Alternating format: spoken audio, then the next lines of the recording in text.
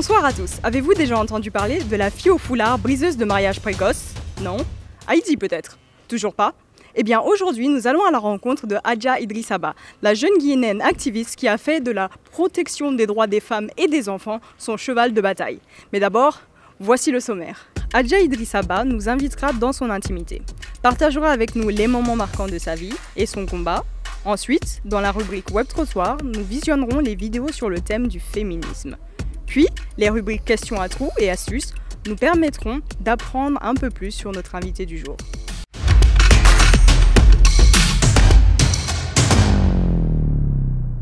Lutte anti-excision, mariage précoce, ce sont ces thèmes lourds que notre invité du jour éponge depuis l'âge de 13 ans. Aujourd'hui, l'activiste Adja Idrissaba nous ouvre les portes de chez elle et vous venez avec nous.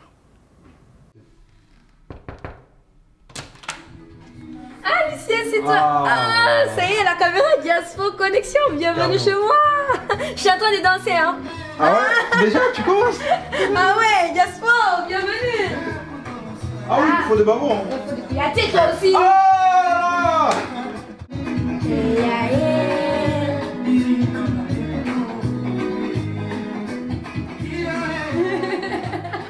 Pourquoi je suis arrivée dans le féminisme? Disons que c'est dû à ce qui se passe quand j'ai vu dans ma famille ou encore mon entourage et encore plus loin, disons mon pays est beaucoup plus en retard sur les questions de femmes, notamment le mariage précoce, l'excision. Je suis passée par l'excision. Le mariage précoce, heureusement, j'ai pas été victime.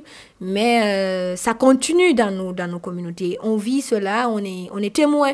Et donc, pour que cela cesse, il faut qu'il y ait des gens qui haussent le ton, qui parlent, qui disent non, arrêtez, arrêtez. C'est notre journée aujourd'hui. Les futures femmes, nous voulons dénoncer les pratiques et appeler aux autorités de répondre à leurs responsabilités.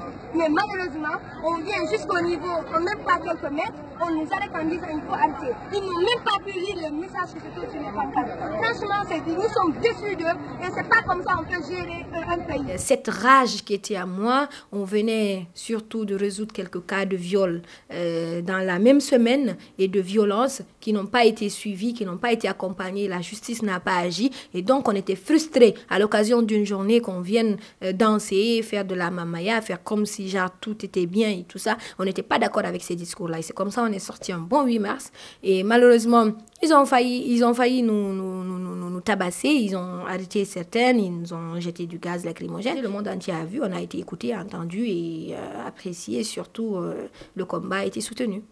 En tant que jeune fille africaine et guinéenne, j'ai été victime de cette pratique. Adja Idrissaba, bonjour, merci beaucoup d'être avec nous. Vous êtes guinéenne, vous avez 21 ans, vous faites partie de cette jeune génération. Je suis presque passée sur tous les grands plateaux de la France, notamment Brut. Brut, c'est venu, justement, ce Brut-là, il est venu juste après notre manifestation en Guinée, et paf, Brut nous a lancé. Et quand Brut nous a lancé, il y a eu les autres médias.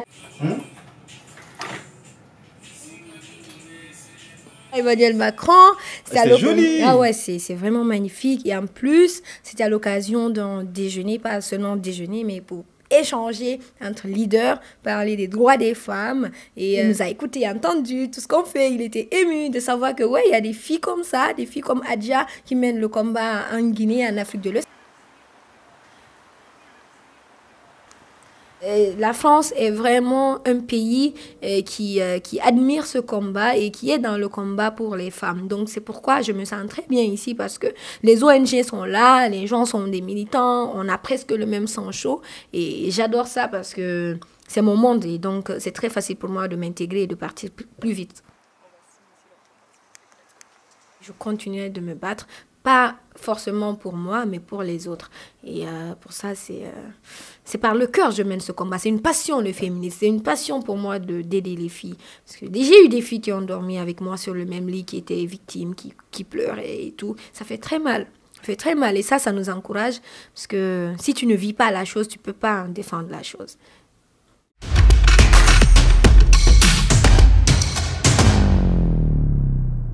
C'est maintenant l'heure du fameux Web Trottoir. Alors le concept est toujours le même, on pose une question et vous nous envoyez vos réponses en vidéo. Le thème du jour, le féminisme en Afrique.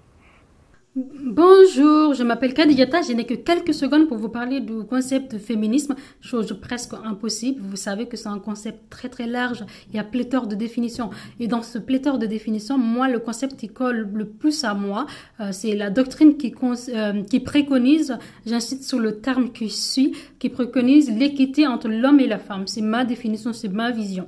Ce sont des femmes, votre sœur, votre tante, votre cousine, votre copine, votre voisine, qui revendiquent leur droit d'exister dans une société ou dans le monde tout simplement. Elles ne cherchent pas grand chose, elles cherchent un traitement égalitaire.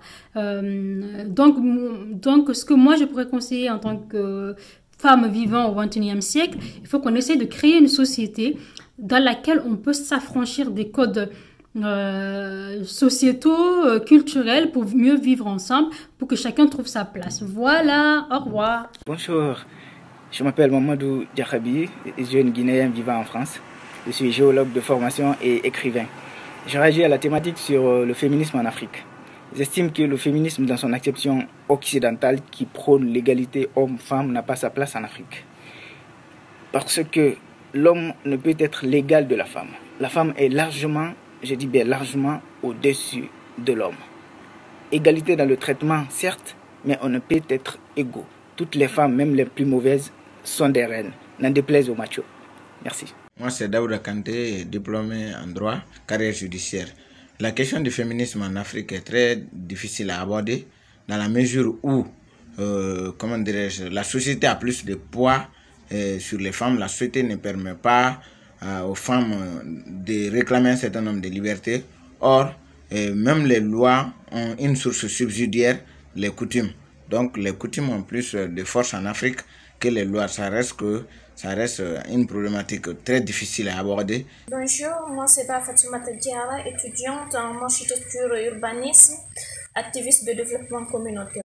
En tant que femme, je pense que le féminisme en Afrique est comme cette arme qui, à la base, est censée briser nos chaînes, mais finalement nous brise nous-mêmes. Je veux juste dire par là que la stratégie de mener le combat féministe en Afrique ne répond pas aux valeurs et à la culture africaine. Et c'est bien dommage, car pour moi, il faut une intégration harmonieuse pour...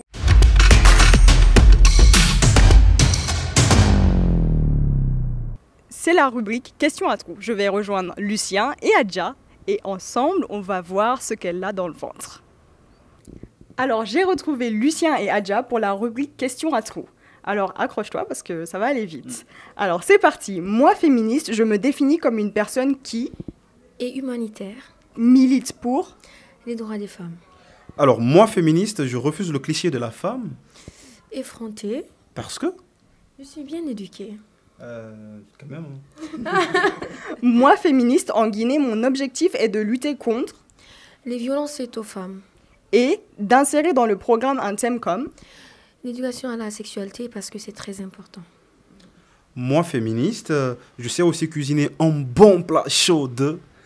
Hakobantara, c'est les feuilles de manioc, j'adore trop. Oui, et on a adoré parce que la dernière fois, on est venu chez toi et c'était vraiment délicieux. Donc, moi, féministe, je ne suis pas une... Je ne suis pas une fille qui est contre les hommes. J'aide juste les femmes à... Se libérer. Moi, féministe, mon message aux femmes africaines est... De se réveiller, de reprendre conscience et surtout de retrouver leur place dans la société. Alors, moi, Adja, au-delà de la féministe, j'écoute les musiques de... J'écoute de la Mamaya, les musiques de Fodé Kouyaté, j'écoute les musiques de Lega et tout ça. Enfin, j'adore trop. C'est vrai que je suis trop dans l'ancien monde, mais c'est ce qu'on me dit toujours. Adia, tu es une vieille, mais après, j'apprends beaucoup avec ces anciennes musiques-là. Ah ouais, c'est trop bon. Ça, c'est doux, hein, le goût de ça. Ah. Moi, féministe, mon message aux autorités est... De reprendre leurs responsabilités parce que l'heure est grave. Appliquer la loi, c'est tout ce qu'on veut. En parlant de responsabilité, c'est-à-dire? C'est-à-dire qu'ils appliquent la loi, c'est ce qu'on veut en fait. Donc à ce niveau-là, il y a beaucoup de choses que les autorités doivent faire, construire des infrastructures, tenir des discours concrets, c'est ce qu'on veut. Merci beaucoup, Aya. Merci.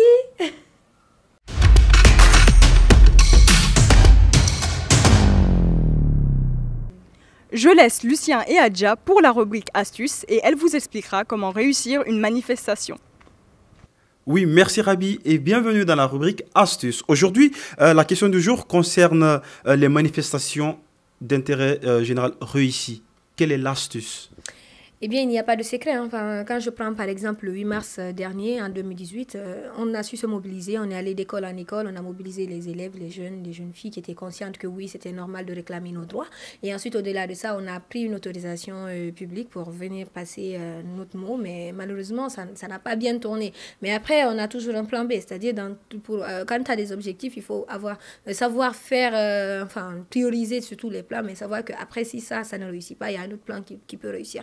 Donc, on a manifesté, mais ça n'a pas marché. Et puis, on a utilisé les réseaux sociaux, nos téléphones, on a filmé.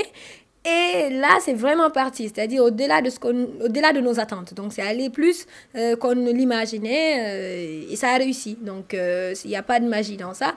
C'est juste parce qu'on a mené le combat avec le cœur. Quand vous écoutez très bien le discours et que vous nous entendez parler, c'est que ça vient de nous-mêmes. C'est une passion, c'est un amour qu'on a pour le combat. Et c'est parce qu'on se sent dedans et on ne veut plus maintenant que ça continue.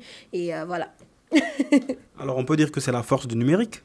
Justement, le numérique a une grande place dans le combat que nous sommes en train de mener. D'ailleurs, ça a boosté beaucoup plus le combat que nous avons mené jusque-là. Et on invite les jeunes à utiliser beaucoup plus cet outil-là. Ce n'est pas que négatif pour nous, mais ça peut être aussi positif. Alors, vous l'aurez compris, merci à toi, Aya, pour ces astuces. C'est à toi, Rabi.